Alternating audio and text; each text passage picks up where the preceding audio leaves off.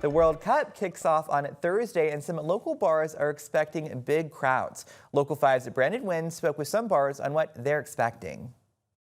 Well, the beginning of the World Cup is just days away, and excitement in Des Moines is brewing. With the games for the World Cup kicking off on Thursday, local bar owner Jeff Bruning is expecting some big crowds. We just love to do all things soccer. We've just recently had almost a day that's just rivals of St. Patrick's for the Champions League final in Europe. So we're just excited about doing this. One of the bars he owns is the Royal Mile, and the general manager, Courtney Yazel, has one piece of advice. It gets pretty rowdy, especially during the World Cup. If you want to actually sit down during the game, you want to get here early. The growing popularity of the sport will be amplified by the fact that the Cup is partially being played in America for the first time since 1994. Bruning believes this will only add to his bar's attendance. So it's slowly building, and if you went to the soccer tournament, the state soccer this year, and saw all the kids playing and competing to win state, there's a lot of people in the crowd and a lot of people that have interest in soccer. The presence of the Cup in the U.S. is something that local youth soccer clubs are trying to take advantage of. It tends to capture the hearts and minds of the youth, especially if their country does well. Matt Ream is the director of the Des Moines Soccer Club. He shared what they think the tournament could mean for the Des Moines soccer community. I would say there's probably an impact on participation numbers for sure. Now we have, I guess you could call it like second generation soccer fans and participants that are, signing up their children, and in some cases, even further generations are participating. The U.S.'s first game is on Friday and is sure to bring in a full house. Brandon Wynn, Local 5 News. The Hoover boys soccer team ended the season as state champions, and for several of their players, it's the culmination of a journey that started years ago through a program designed to help refugee children find a home through soccer. History was made in the Class 3A boys state championship match as the Hoover Huskies took on the Norwalk Warriors. A second-half comeback lifted Hoover to the first state soccer title in program history. It was very special for me, especially for the fan, too. The Huskies also became the first team in Des Moines Public Schools history to win a boys state soccer championship. So happy, that's one, only one.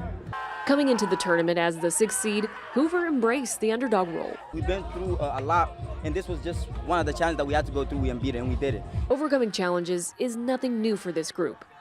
For many of these players, it's been part of their journey long before they stepped onto the high school field.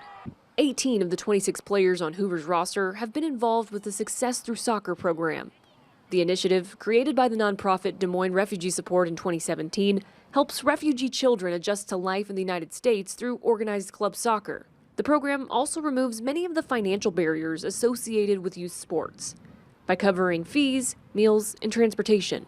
Tiger Needers has coached several of these players through the years and has seen their growth firsthand. I started coaching some of them when they were 12 years old, and it's been great watching them grow up. I mean, some of them, when they first came to the country, they didn't really speak much English, and so it was interesting getting to watch them grow as human beings, and their ability to play soccer has grown quite a bit.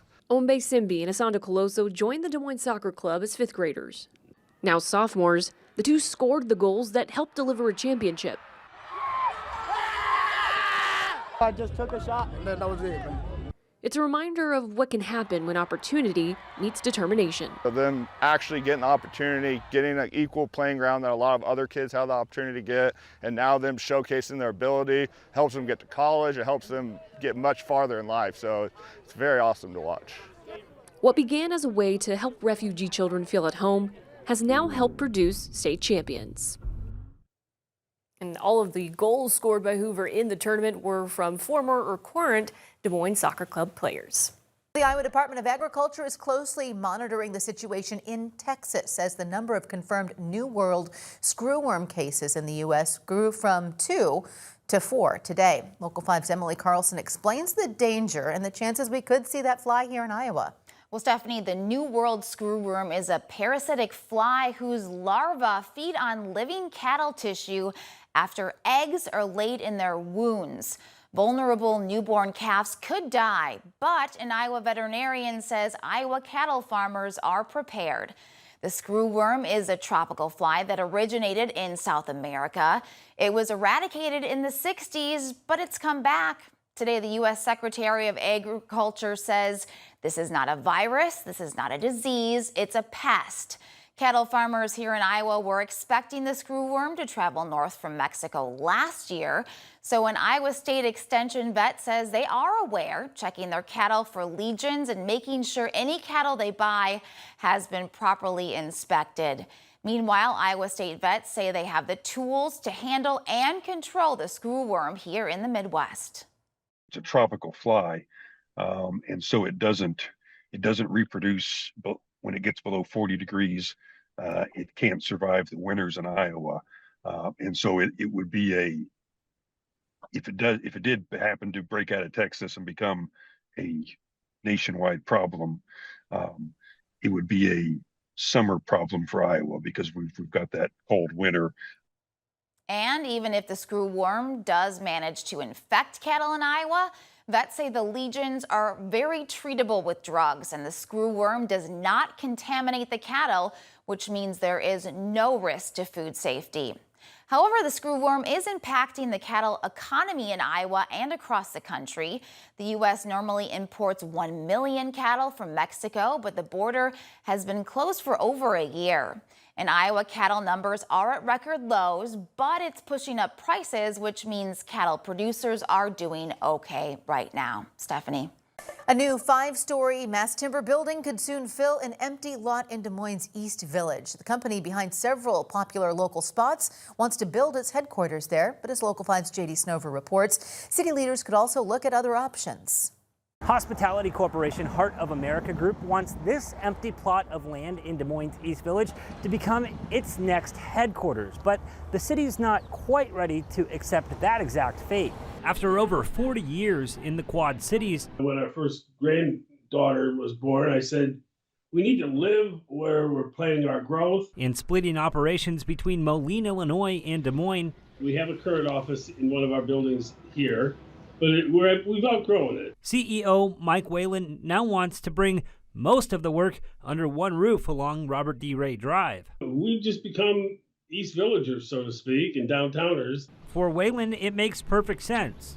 Walk through the East Village, and you're likely to see Heart of America's footprint, from new living spaces to established restaurants and apartments. That really surprises my friends in New York. They don't get it, but this is a vibrant, fun area to live in, and you're not going to go wrong betting on Metro Des Moines. And that footprint even extends beyond downtown.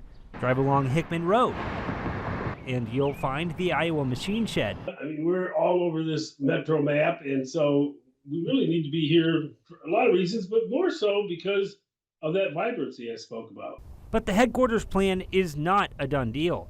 The city owns the land, and they must approve any sale or development.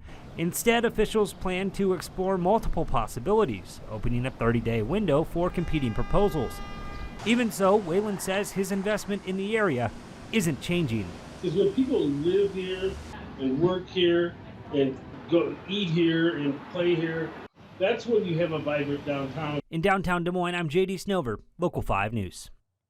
Central Iowa Water Works is putting in place a lawn watering ban that takes effect immediately. It applies to over 600,000 Metro residents in cities like Des Moines, West Des Moines, and Ankeny. Local 5's Alex Fulton explains why. For the second summer in a row, Central Iowa Water Works is implementing a lawn watering ban. They say it's necessary because they're struggling to keep up with the demand for water. Effective immediately, lawn watering is prohibited throughout Central Iowa Water Works' service area. The Central Iowa Water Works lawn watering ban applies to residential, business, and government customers. Our systems are struggling to keep up with the high nitrate concentrations and the elevated customer demand. Nitrate levels are about 14 milligrams per liter in the Raccoon River and around 12 milligrams per liter in the Des Moines River. 10 is considered safe to drink. The nitrate removal facility has run for 148 days thus far in 2026, which is about 95% of the year. The facility removes the excess nitrate before it goes out. Customers were projected to use 98% of the treated water on Tuesday without the lawn watering ban. That's dangerously close to capacity. So as water utilities, we can't control the nitrate levels in our sources. The nitrate levels are even higher upstream, but again, the one thing that we can manage right now in the moment is demand. Central Iowa Waterworks leaders say lawn watering makes up 40% of total customer use in the summer months. Asking for a reduction in lawn watering is the biggest single use that we can ask for a reduction of that can make the biggest impact the most quickly. Now, if someone is caught watering, Des Moines Waterworks will place a tag on their property. If the lawn watering has still gone on for 2 days beyond that, then we will terminate water service. Central Iowa Waterworks officials stress that all of the water going to customers remains safe to drink. It will be up to member agencies like Des Moines Waterworks to handle enforcement. To make a report to Des Moines Waterworks, send an email to report@dmww.com. In Des Moines, Alex Fulton, Local 5 News. Today's heat index didn't keep Central Iowans from heading outside. Local 5's JD Snover shows us how some spent their day and what to watch out for if you plan to be out in the heat. From full-on runs and other exercises on the trails to a simple day on the beach, Central Iowans didn't let the heat beat them on Tuesday. By the time I met Des Moines residents Alex and Luke, they had already made it around Grays Lake 3 times. It's good for both your physical and your mental health to get outside. That's why, even with temperatures climbing through the 80s before noon, they still made time for a workout. It helps me balance, it helps me, I just know I'm a better person, a happier person when I'm more active, and so any chance I can do to get some cardio and to work out, I certainly want to. But staying active in the heat takes planning. He says that's why they got out early in the day. Staying hydrated is very important, so water's good, but also Gatorade, Pedialyte, Liquid IV, anything with electrolytes will help you hydrate. Because if you don't, your body loses a lot more fluids than you realize. It can quickly turn serious. Doctors like Alex Witchery with Unity Point Health say heat-related illness can escalate fast if you're not careful. You start feeling, tired, extra thirsty, sleepy. Those are all sort of warning signs. And what you do next depends on the situation. Witchery says if you start feeling those symptoms, get inside and cool down. But if at any point you or someone that you're with starts to be confused, passes out, generally weak, can't walk, those are all reasons that you should certainly call 911 and be seen immediately. In Des Moines, I'm JD Snover, Local 5 News. The Iowa Board of Regents is trying to figure out how the University of Iowa's struggling Center for Intellectual Freedom will be able to handle a new state law requiring all students to take 2 classes there. The center was established by Iowa lawmakers for students to hear conservative viewpoints in what Republicans say is a liberal higher education system. This year, the center delayed the start of classes by 2 months because of low attendance. This year, lawmakers passed a bill requiring every student at an Iowa public university to take an American history and American government class. And at UI, it has to be through the Center for Intellectual Freedom. Number one, there has really been a lack of that within the university courses. If you look at the general electives and what they can take, they're really pretty. There's some that are really suspect as to why they would even be courses. But there's also a report out there that will underscore the lack of knowledge that students have as a regard to the history of the United States. And the Board of Regents is in the process of hiring an executive director for the center. They have 2 years to figure out how they're going to expand it before the new core curriculum requirements for every student goes into effect.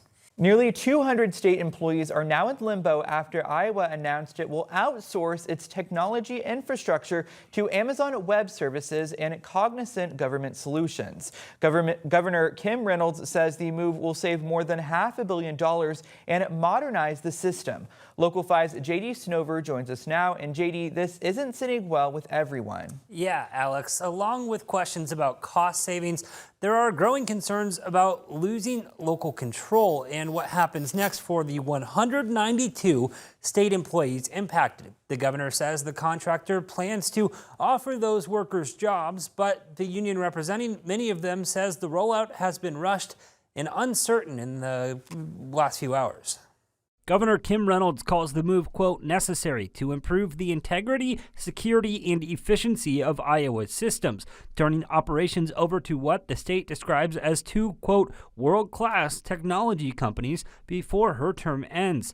That shift means 192 state employees will lose their current jobs and the public employee benefits that come with them, but could receive what the state calls, quote, competitive offers in the private sector, all before August 3rd.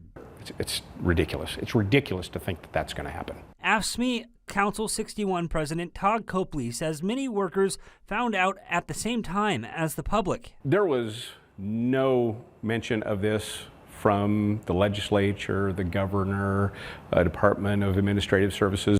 Copley confirms Cognizant has started reaching out, but employees are getting mixed messages from them. There's no consistency with how this is supposed to work out. Have you found any evidence that it will save 500 plus? No evidence whatsoever. You know, it's easy to make a claim. I can save you $700 million by keeping the jobs here. Do I have any proof of that? Absolutely not. And neither does the governor that shows that she's going to save $500 million. Copley says in a perfect world, he would get to sit down with the governor. Let us at least have the opportunity to see how this is going to benefit people. But for now, he says the union is focused on slowing the transition as the state moves forward with shifting what the governor calls, quote, not a core function of government to the private sector.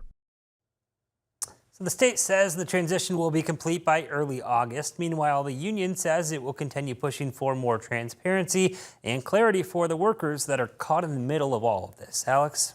June is Alzheimer's Awareness Month, and advocates want people to break the stigma by talking about the disease. 62,000 Iowans over the age of 65 have Alzheimer's disease. That's 11% of that population. Dementia is the costliest disease in the U.S. and costs $781 billion in 2025. Officials say the number of people living with Alzheimer's is increasing because for the first time in history, there are more older adults than children. But the focus on Alzheimer's care has shifted from symptom management to medication and prevention. There are 2 FDA-approved dementia drugs. Nurses say everyone in Iowa should know the symptoms. The reason that early detection is so important is because to qualify for these drug treatments, you need to be in the early stages. And so if we can get people to start having conversations, there's so much stigma around dementia. I think people are really scared of it and they don't want to talk about it, so they put it off. There are 80,000 dementia caregivers in Iowa. 60% of them work full-time.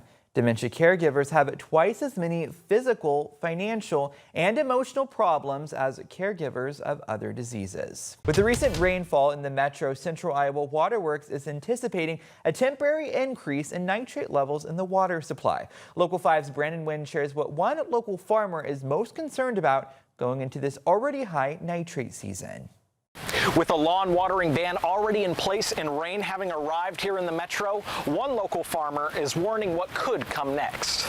Lee Tesdell manages his farm in northern Polk County. On my 80 acres, I have about 20 acres of 25 acres that's not in row crop production. So he's very familiar with the challenges of mitigating nitrate runoff. We're working together to try to reduce the nitrate in Alleman Creek, which is a tributary of 4 Mile Creek. Tesdell works to limit nitrates through cover cropping, which means he plants certain crops with the sole purpose of limiting harmful farm runoff.